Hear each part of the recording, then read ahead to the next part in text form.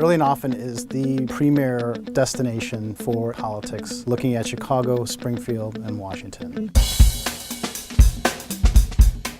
We already have the best reporting staff in terms of politics in the state of Illinois. Dave McKinney, Lynn, Fran Spielman, they're all seasoned reporters and are often first with their news. I'm Lynn. You angry? Well, I think it's the wrong way to treat people. This is Dave McKinney reporting from Springfield. Politics is a spectator sport in Chicago and in Illinois. People love watching it. We've got tremendous characters. Illinois politics is hardball. This paper has a history of bringing the news first, and now we want to deliver that to everybody who is engaged in the process on a daily basis, anywhere they want it. Mobile, on a tablet, on a laptop, through video. I'm Natasha Korecki, and this is Off Message. Off Message is our own incredible personalities. Just put an L on a man's head and forget about him, because he's a big loser. Mary Mitchell and Mark Brown and Neil Steinberg, just some of the columnists who are featured on there. In 8 minutes, we give you everything you need. You've got the graphics, you've got quotes, you've got video, and then you have analysis from people who have front row seats to everything. Robbing the Republicans of part of their argument. This is giving readers a one-stop shop for everything politics. Aggregation, curation, and then a really deep data portion of the site. Politics analysis, using our reporters on staff as well as deeper data analysis experts to help us pull apart the data and give readers context they haven't had before. The site is really about engaging people in the political process. We'll give you everything.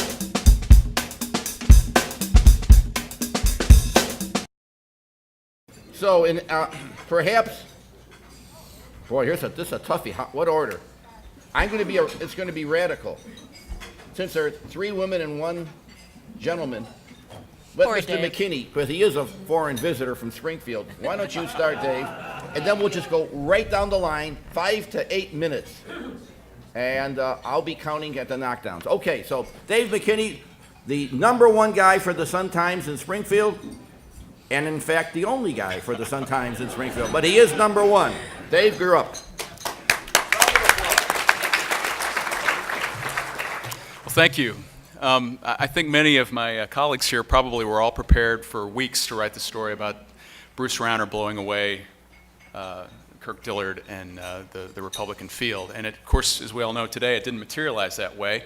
And I think what we saw last night was that the unions, who were kind of down and out in Illinois because they took it on the chin over pension reform, they had a resurgence of sorts yesterday. And I think that's going to be particularly interesting going into the fall election, what role the unions play in this election. Because for them, it's really kind of a lesser of two evils choice between Bruce Rauner and Pat Quinn. And I think probably what we'll wind up seeing, my guess, is that the unions fall into alignment with Governor Quinn despite the fact they're suing him, only in Illinois, right? So, I thought that was, I think it's going to be one of the best gubernatorial elections I've covered in a while, because we have 2 very distinct choices, 2 very well-funded choices. Ideologically, they come at it from different points, and just the fact that we have a choice like that, I think that's going to be good. It's going to be a fun election to cover. I don't think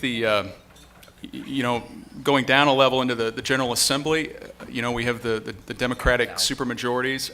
It's hard to judge right at this point whether we're going to see those imperiled, but certainly yesterday, based on some of the results, we saw a chink in the armor a little bit in Speaker Madigan's control and influence in the defeats of Tony Berrios, the defeat of Derek Smith.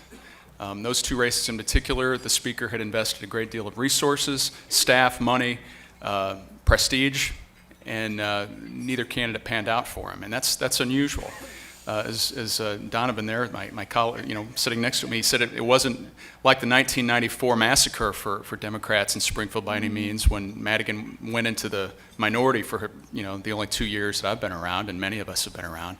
But you don't see that very often. And those races, I think in the Berrios case, what we saw was, again, the influence of the unions. They viewed her vote in favor of pension reform as a cause to go after her. And of course, Will Guzzardi's persistence and he's a voice for a growing constituency in that district. He really shined. And it's going to be, a fascinating storyline in Springfield, I think, going forward next year and the year after that, what does Will Guzzardi get done in Springfield? Does the speaker take the, does he put a brick on him? Does he let him do anything? So that was my take on it. I mean, I think it's going to be a fun fall, definitely. Now, Mary, you want to take a... Yeah, I'll breathe. Natasha. Okay, I'll jump off of some of Dave's comments. First of all, the governor's race. Yeah, we thought that that Rauner was going to run away with it because that's what the polls were saying. However, once some of the unions really were getting involved in the last several weeks, we started hearing, well, you can't really believe the polling because if there is a crossover, those people aren't going to be polled. If you're polling GOP primary voter, likely GOP primary voters, you're not going to catch those people. So it was kind of impossible to tell. So, we were expecting a little bit, but I was at the Rauner campaign headquarters last night, and I can tell you that they were extremely nervous. I was, running into people who seemed very confident in the beginning, and then, kind of like that 9 o'clock time, they were just like, oh my God, the numbers are going in the wrong direction. They were very tense, and I think everyone was sort of bracing themselves. Oh no, is this going to be a repeat of 2010 when there was the recount and there were 193 vote differential between Brady and Dillard. Of course, that didn't happen. And what was interesting, and I think what particularly made tensions rise, was the last precinct that was out was DuPage County. So Dillard's people, I mean, you could just kind of see the blood come out of their faces, where the vote totals were narrowing, and DuPage was out, and that's where Dillard's from. So they didn't know what to expect, and DuPage ended up coming in for Rauner.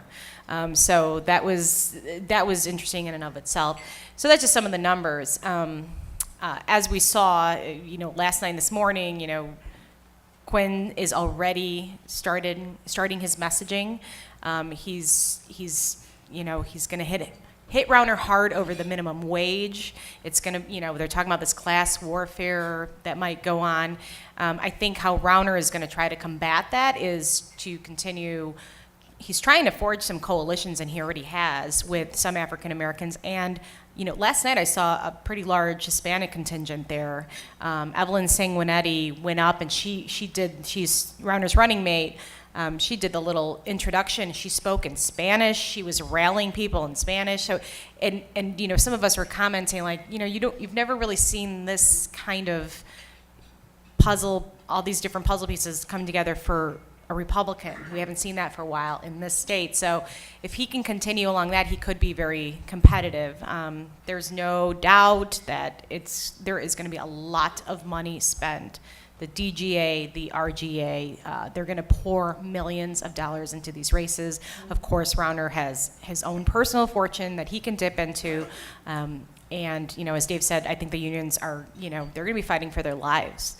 Rauner has made it pretty clear. He says he's not anti-union, he is anti-union boss, but it's pretty clear, that he is modeling off Mitch Daniels, Scott Walker. I think, the writing is on the wall for the unions in this campaign. So that is going to be very interesting. And then just, taking it down a little bit. One other thing, Toni Preckwinkle, she had like 3 candidates she backed yesterday who did not do well. Cersei was one of them, Fred Reno Lyle, and of course Tony Barrios. So that is kind of interesting, just playing into the whole narrative of will she make a run against Rahm? Her name has been circulated quite a bit to be the, maybe a challenger for mayor, but she can't. If her weight.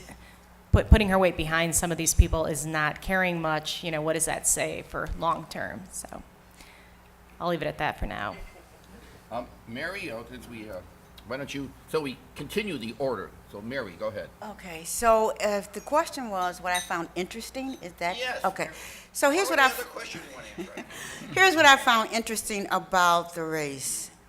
The conversation has been about what a big upset it was and a surprise for Rauner that he didn't run away with the race. But the surprise to me, frankly, was the fact that without any money, without any publicity, without any volunteers practically. T.O. Hardeman got 27% of the vote.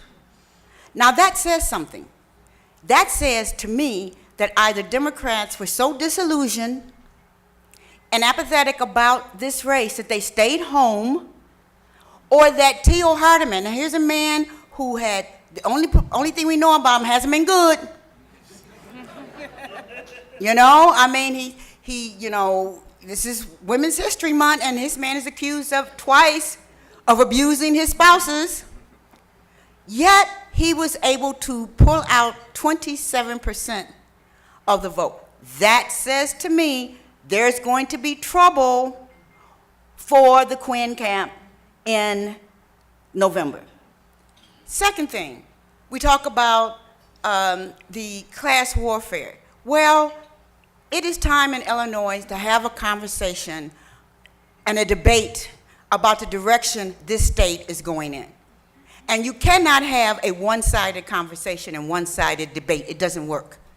So now you have two people who are going to be able to talk about the issues of Illinois and present their ideas in a way that's going to grab our attention. We're going to dress it up. We're going to call it class warfare. We're going to have them, you know, we're going to have them in a dogfight practically. But the bottom line, you're going to pay attention to that. And that's what the voter needs to do. The voter needs to pay attention to the issues. The other thing that I found interesting and I was happy about is that bullying in whatever form is just wrong. And I don't care if the unions do it. I don't care if the ministers do it. I don't care if the people who, government workers do it. It's still bullying. For Kristen Mitchell race up on the South Side, here's a young man who has a lifetime ahead of him really of service. He's a young man that could be doing a lot of different things, but instead of doing those things, he got bullied because of a same-sex marriage vote. What people didn't understand is that while the ministers were lining up to bully him, there are a lot of African Americans who have same people who are about to get married in their own families. And so while the ministers may be raising heck about it, families know this is a part of life now. So I was glad to see that he was able to win that race. I was glad to see Derek Smith defeated. Not because I think he's guilty of anything. A man is innocent until proven guilty. But because he hides behind that shield.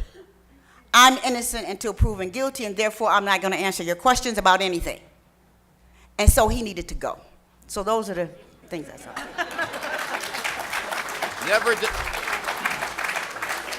Mary never disappoint.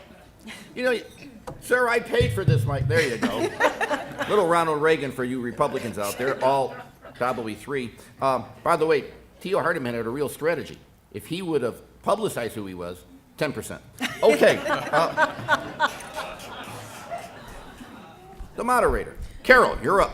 Thank you, Paul. In honor of this auspicious occasion, I decided that I would wear these scarves.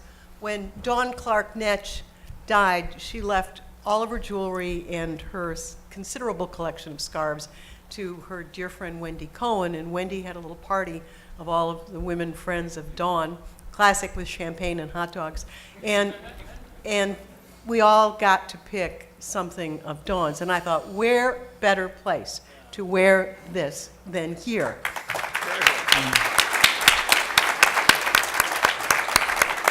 But also because I'm on the news set last night and the Quinn ad runs.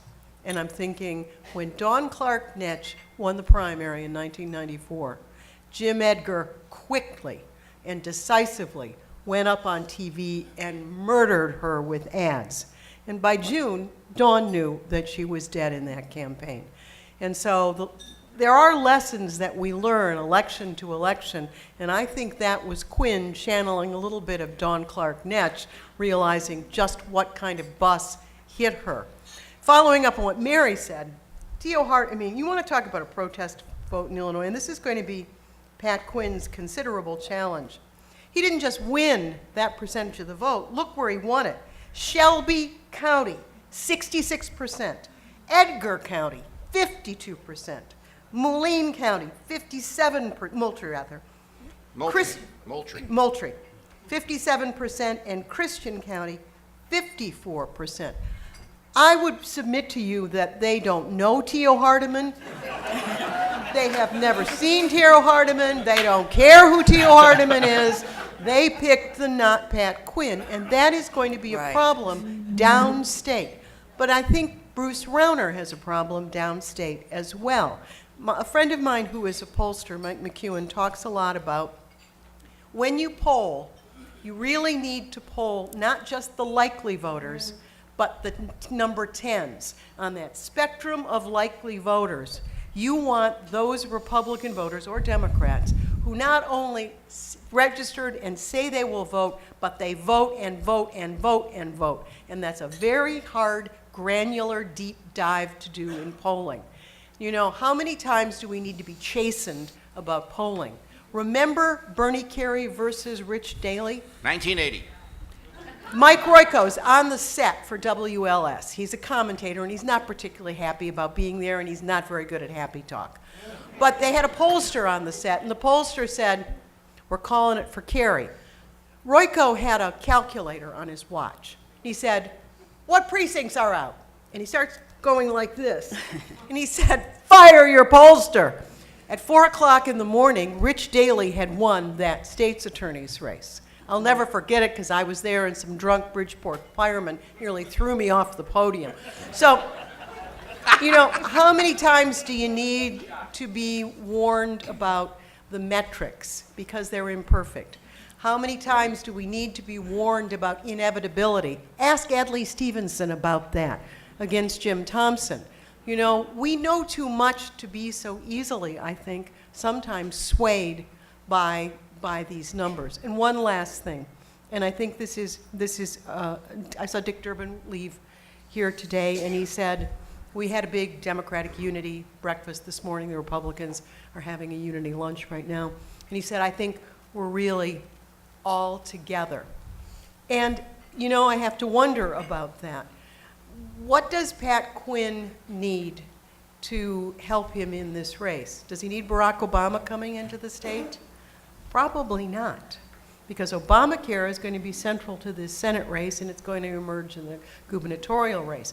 Does he want Rahm by his side? Well, you know, if Bruce Rauner is going to be targeted by people who think he's too liberal and too much Rahm's friend, do you want to be with your arm around him? I mean, I think there are optics in this race that we haven't even begun to consider yet, but we'll have to consider, and I can't wait. All right. Very good, Carol. And now an out-of-town visitor, but still, in my book, the pride and joy of Von Steuben High. Madam Sweet. Thank you, Paul, and let me just say thank you for having me. It's great to be back home. To my buddies from Von Steuben here, it's great to see you. Mush, great to see you from the neighborhood. My sister niece is here, so I see at every table people I know. Some of you have been very helpful to me, and thank you. So it's great to be here. So let me kind of show you the road ahead. The Republicans are having their unity event at the Union League Club. The Democrats had their unity event at Billy Goat. The top of the Republican ticket is led by, on the Senate side, a multi-millionaire, and the governor candidate is maybe a quadruple millionaire, maybe billionaire. The top of the Senate, of the Democratic ticket, is led by Governor Pat Quinn. Tom, he's got what, a few bucks? Okay.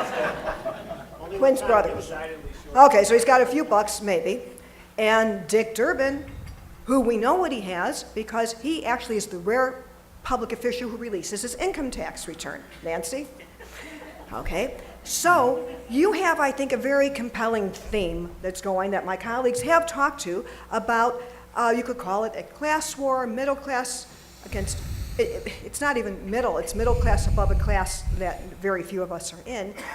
And having a Republican ticket led by not one but two people who are super rich is going to help, I think, develop a theme. In the meantime, Another thing to watch for is that the Democrats are going to do something that they have not been able to pull off in past years, and that is they really may have a coordinated campaign, because for the first time, State Party Leader Mike Madigan / House Speaker Madigan is actually cooperating with the other Democratic officials.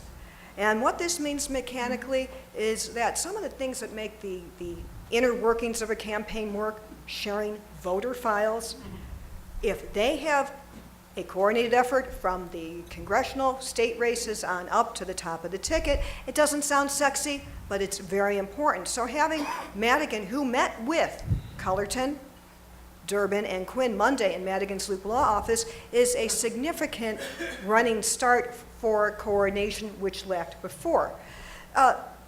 The campaigns will both have, if they do run coordinated campaigns, obviously then you split. Durbin against Oberweis, a man with a record of, this is Oberweis, a man with a record of enough controversial statements that the negative ads could be made without any more additional flubs on his part. And Durbin, who has had a flub or two along the way, but basically has a vast running start, not only because of the money, but because he knows the state. And he has traveled statewide, and he has gone all over for many years. He has a house in Springfield. So that is an advantage, as well known as Oberweis might be because of the ice cream. It can only take you so far. I think some of the things, so look for a coordinated campaign. The Republicans have been good at this statewide, so the Democrats will catch up. Look for both in the Senate, but particularly in the governor's race, for super PACs, third-party spending, whose message may not be controlled by the candidates. They will have an influence. To touch on the congressional races, the big one is in the 10th Congressional District, a rematch of 2012, Brad Schneider, Democrat, Bob Dole, Republican. And in the western suburbs, Bill Foster, Democrat, is facing what could be the most strongest Republican emerge from that primary, Darlene Sanger. So locally, those are our big events to watch for. Downstate, it's going to be a nationally watched race between Ann Callis, the Democratic judge, and freshman Rodney Davis, even though we don't know him here. And I want to respectfully disagree a little bit about the Obama factor. Pat Quinn had joked that if other candidates don't want to campaign with him, he'll be glad to take the time. And if nothing else, Obama could be very helpful in fundraising. Obama will be here April 2nd at a dinner in Lincoln Park. How many of you have signed up already? Checks in the mail. Got it. Okay, and that will be a big dollar event, and there might be more things here. So there are still ways that could be useful. What is interesting, here it is, we're just a few blocks from where Obama had 2 national headquarters in 2008 and 2012, yet the brain drain, there has been a brain drain in Illinois from some of his savviest political operatives who have scattered. The one place where I see as an incubator of political talent in town is over on the near west side, where the Organizing for Action headquarters is, and that is the offshoot organization that was formed from the 2012 Obama campaign. Even though they're a nonprofit group, they work on issues to bolster the president, it's still an incubator of political talent, and we'll see where these people scatter from. You have one of the spin-offs from the Obama campaign, 270 Strategies, working in the governor and the Durbin race. And what is interesting to talk to when you talk about how campaigns work, no matter your ideology, is that Quinn hasn't done a race in 4 years, Durbin hasn't done a race for 6 years. In election time, that's like 100 years in the advancement that you come. Anyway, this is kind of my overview of where we're at, and Paul, it's all yours. Okay, well, we're going to have questions if we could. If you have a question, raise your hand, and maybe we'll have some of our staff who are out there come in here and pick up the questions and give them to me. Well done. Oh, by the way, just for all of you people who think that content really matters, noisy squawks till money talks. Who wins the major races? Whoever has the most money. Thank you very much for your applause. Okay. I'll wait for yours, Jackie. Here we go. We have a question here that's very long, And not on the official form, but since this is the city club, it makes no difference.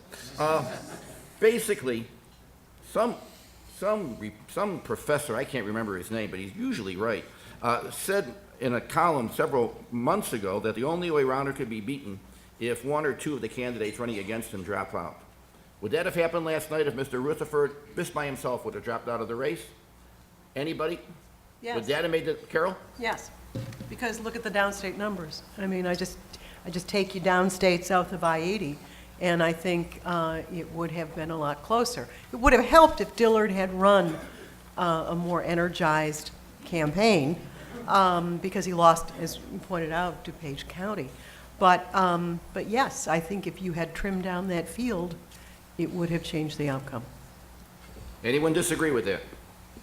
Good. This is sometimes that unity stuff, you know. Well, I could just add to that some people were arguing that people in the last couple of weeks, and this probably just happened way too late in the race for Dillard, but we're already seeing it as a two-way race, and that's why we saw Brady for the first time get less than 20% of the vote, and we saw Rutherford. So they thought that Rutherford and Brady supporters were breaking for Dillard, but certainly I think if Rutherford had just dropped out, or Brady, then it would have been pretty close. But the other thing too to remember is that these three people who were running against Rauner, none of them really put together much of a campaign at all. I mean, I'm not so certain that even two of them dropping out might have made a difference if these people were not capable of raising money and making good choices along the way. I mean, I think that was the biggest issue here. So you disagree with that guy who wrote that? Enjoy your stay here. Okay, Carlos Ponce. Carlos, you always get dibs. If there is a Republican wave election nationally, how will it affect Illinois? Ms. Sweet. It has to do, okay, it would have the most impact probably in the congressional, because it would be then, I'm guessing, national issues. The plus for Democrats is if they can do massive voter registration drives to make up for it. What the Democrats do have, if they could get their data together, are their 2008 and 2012 Obama voters here who dropped off. We know just from how many people showed up yesterday. So they have, if they can get the data together and find these people, they have a little bit of a built-in defense system. It will take work, but at least you know where to start from. And again, and this is all just kind of mechanics of campaigns, but they can have a universe to start with. There could be a line of defense. Sometimes in these, in the congressional races, it will be the Obamacare rollout will have an impact if by November there are still as many people unhappy with the rollout who are loudly complaining, including the unforeseen circumstance of the cancellations, which caught the Obama team by surprise. That will have an impact.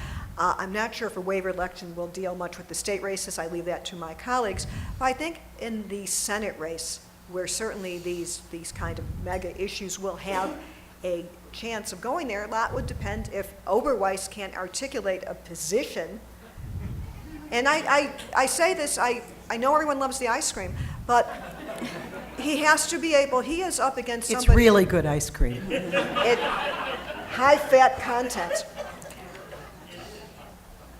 The point is that if there are debates, it's going to be tough for him.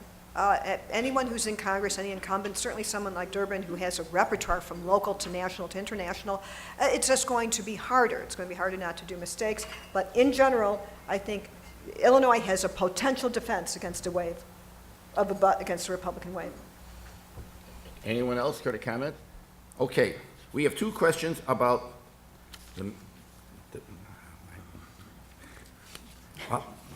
boy, I'll tell you, you have the stress and strain of, do you make a real wise-ass comment? And I'm not going to make it. You can hold your applause.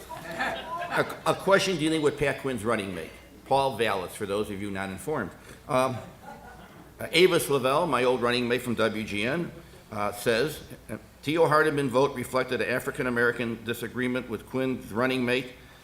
What value does Vallis bring to Quinn with Democratic voters? And Miles Mendoza, same from Education Choice, Illinois, said Vallis has a track record of promoting charters and vouchers. How is that going to impact Quinn, who will be attacking Rauner, who that's one of his big issues? So, on the first part of that, Mary, what about that? Was that vote for against Quinn? We're not going to say for Hardeman. Against Quinn, African-American disagreement with the selection of a running mate?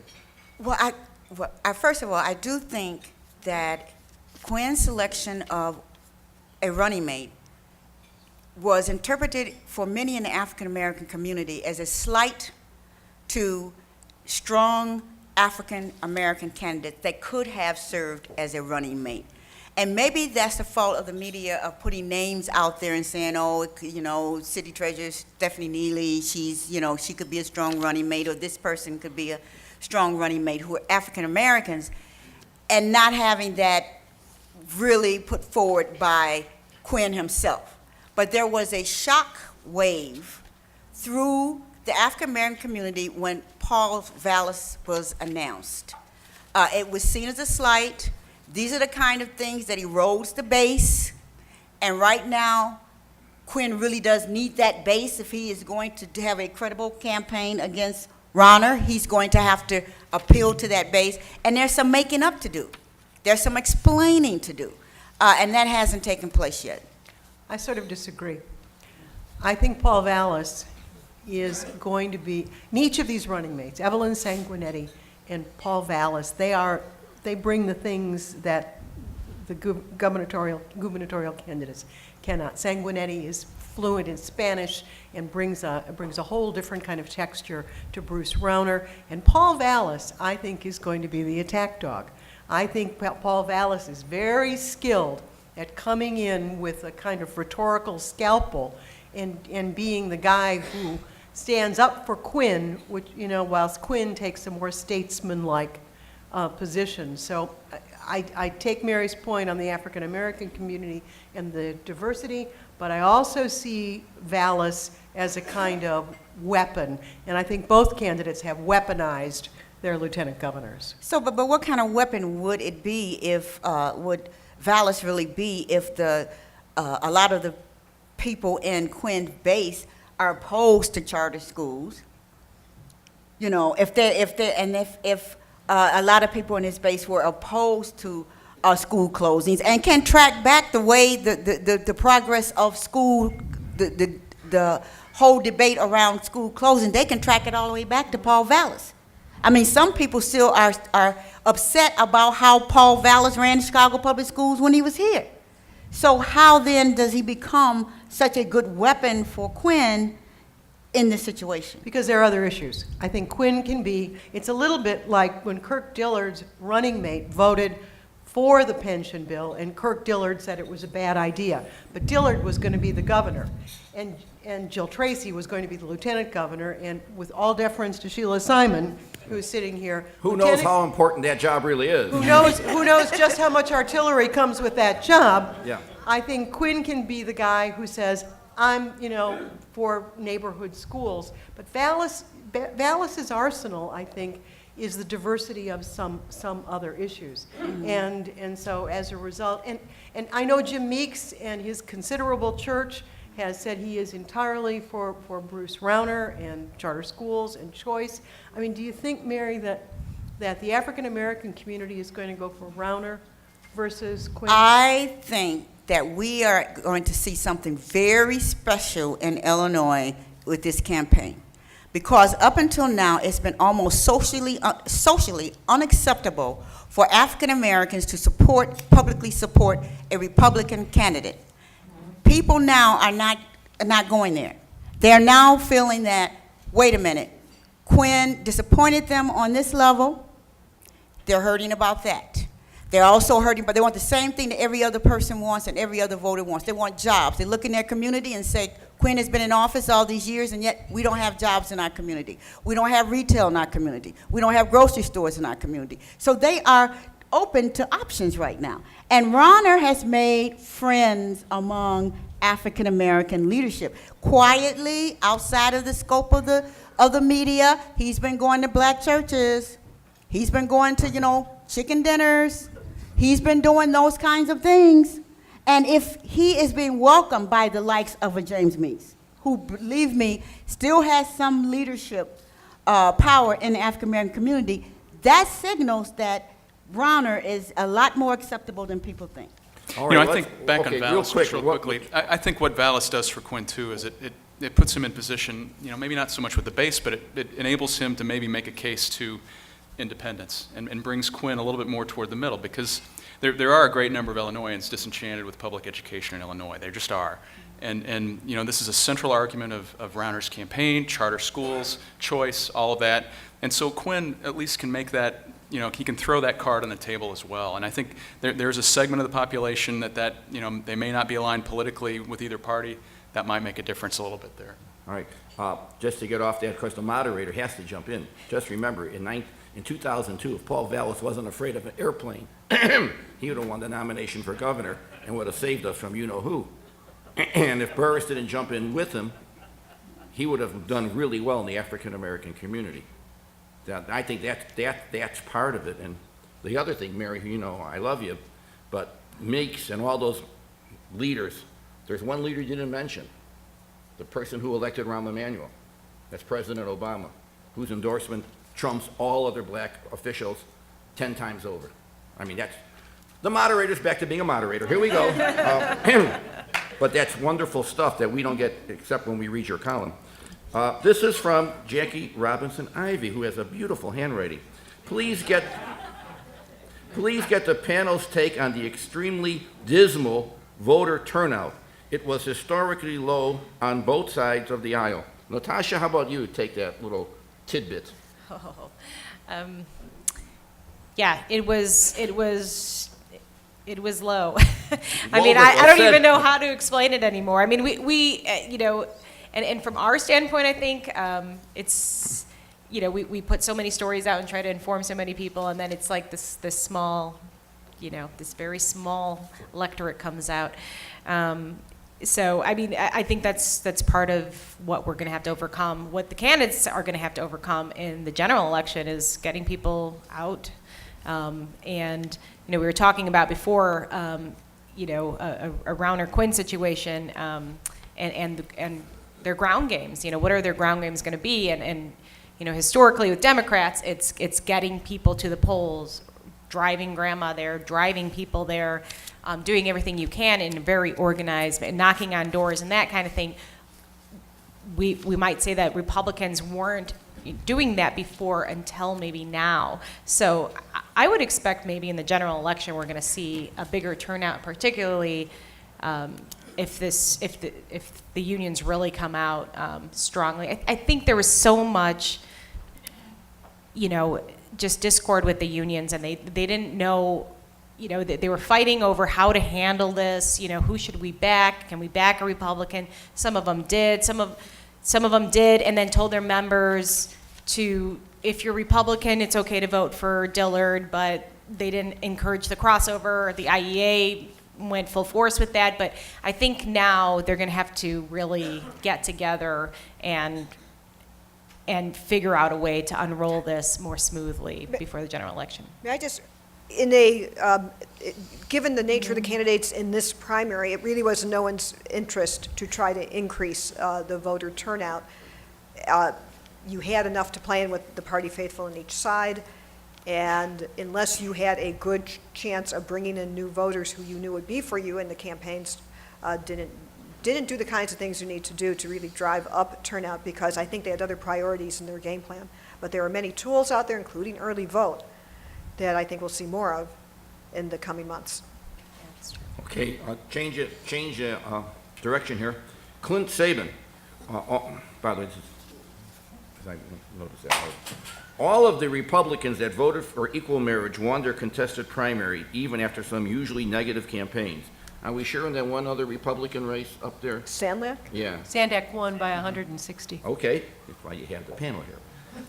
What does this say about the future of the GOP and GOP voters and the question of gay rights? The GOP, I think, is coming into the 21st century. You know, Pat Brady, who was the head of the Republican Party in Illinois, stuck his neck out on this and said, what an awful lot of people had been thinking for a long time because they have a nephew who is gay or a niece who is gay. And, you know, I don't think there's anybody in this room who doesn't have somebody or know of families that have gay members as well as straight members. And so I think it is a wake-up call for the Republican Party, and this is just another, you know, slice of evidence in behalf of that. But you know, at the top of the ticket in Rauner, it was interesting that you know, he was asked over and over and over again to take a position on same-sex marriage, and he refused to do it. He just said, "Look, it's got to be up to the voters." And I think until you see, you know, the head of the ticket sticking his neck out there one way or the other, the party seems sort of still stuck in the mode it was in. At our debate, he had the best answer on that issue. I don't talk about it. You know, and here's the thing. In a primary, maybe you can get away with that. In a general election, I really think, and this is something he's going to have to examine, I don't think you can any longer say, we're not here to discuss that. You know, because yes, we are. And I think it's up to us in the media, regardless of whether it's Quinn or Rauner, to persist, even if it makes the viewer uncomfortable. It's just part of the job of being unpopular, but doing your work. Okay, we have Steve Shucker. That question's been answered about voter apathy. Bill Baylor about the lieutenant governor. We have someone who could really talk about the importance of that position. I think we've covered that as well, but let's conclude. And you each could have a 2 to 3 or perhaps 4 minutes, or perhaps less. Bernard Edelman, has there been, okay, no self-serving here. Has there been a study, or just your general opinion, measuring the effectiveness of TV ads versus, when you mean electronic media efforts, you mean like debates? Oh, internet, or, okay, let me rephrase that. Has there been a study measuring the effectiveness of TV ads versus using the electronic media, emails, all the other stuff that the thumbers do? Who wants to take? Mary, go ahead. Let me just say, before the election got in full, the primary got in full swing, every time I turned on my television, there was Rauner. I knew nothing about Rauner, except every time I turned on my television, there was Rauner. He was chasing me from room to room to room. And so by the time the election came up, I mean, I knew everything about Rauner. I think there's a lot to be said about that, the repetitiveness of those TV ads. A lot of money was spent. You can't get away from them. If you have the TV on, you can't get away from it. Now, here's the downside of that, and of social media. I think that also has to do, contributes to apathy. I think when people hear it too much, they get disgusted, and especially if they don't like the candidate, they just don't go and vote, period. They don't vote for anyone. If they read too many stories or read too many polls and see too many, have too many people, listen to people saying over and over, this person's going to win, this person's going to win by this particular amount, then why should I go out and vote? So I think there's a balance. And in this campaign, certainly the money that Rauner had to spend on ads really put him very far ahead of the game. Without being a political type, never having run a campaign before, he let that money do the talking through his ads. So I think it's still powerful. And he started early, too. I think that's part of it. So by the time that the unions came around and started some of those nursing home attack ads, you know, he was ready with something to come back out and say, oh, come on, you already know me. I've been on your TV since December. You know, I'm not that guy. I'm the guy you saw before, right? We already have this, you know, little report. And but you listen to negative ads. The attack ads just kind of make you sick, yeah, you know? They were probably affected. I mean, his numbers were affected by them, but then they stopped at a critical time. They just pulled them last week.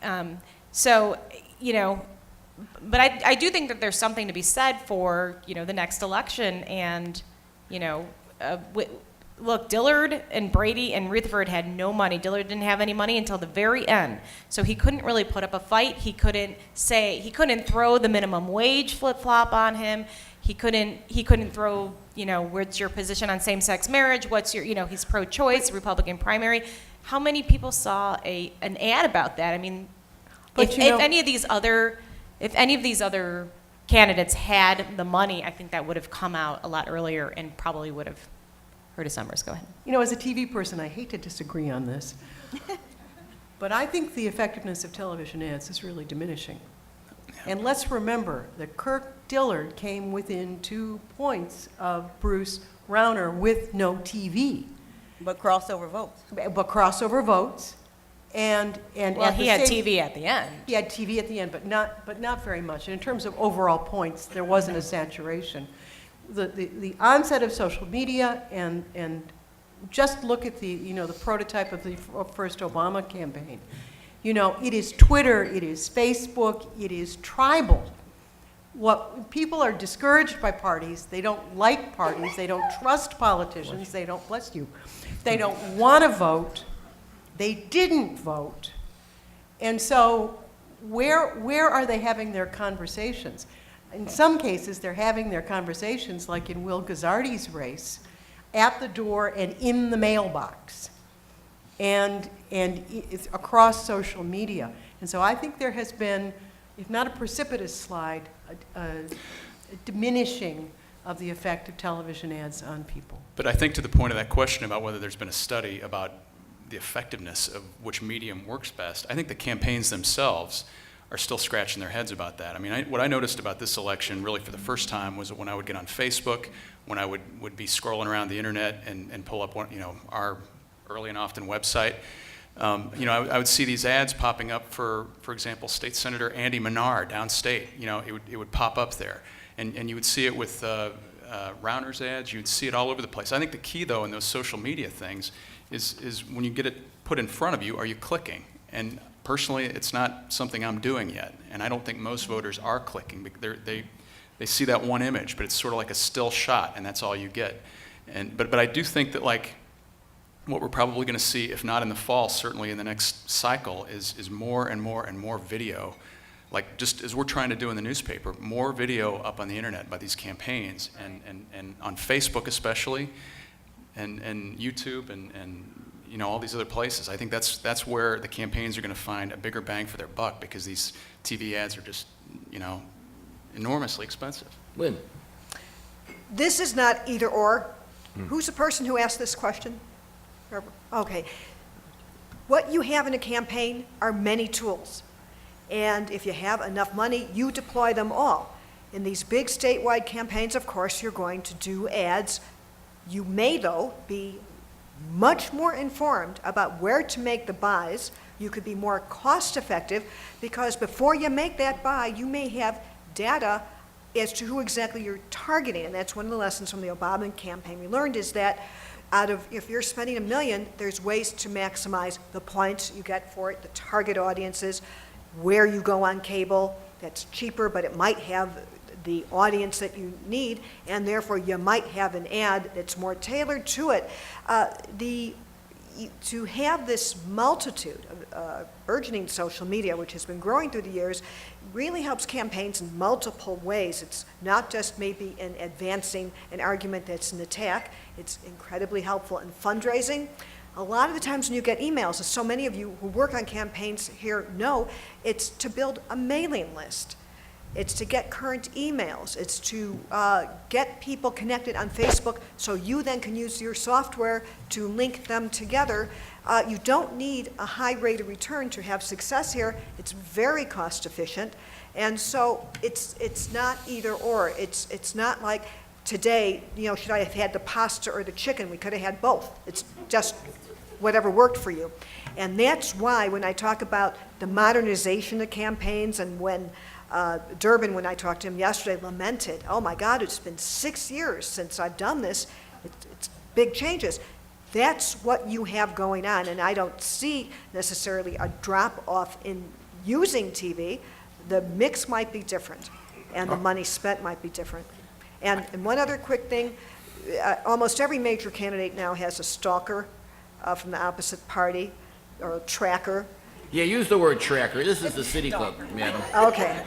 And what you have, God forbid to the candidate who makes a slip, and that gets on video, and it's very inexpensive to have that video get out to burst into the general public. So there's a lot of communication tools, and I think the big campaigns in the state will be using them.